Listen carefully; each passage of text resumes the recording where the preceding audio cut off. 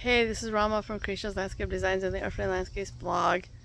It is the first Saturday of May, and I'm at a client's house that's participating in the California Native Plant Society garden tour.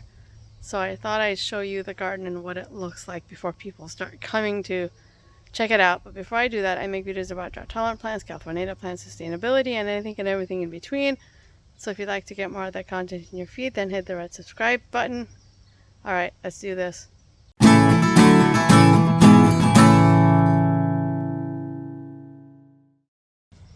Okay, so this is one part of the front yard, and it's just the front.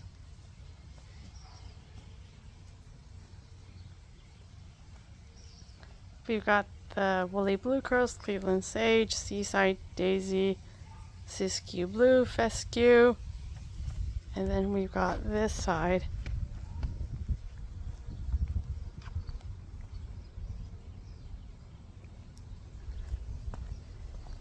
This is the Carapia ground cover, Lippia nodiflora.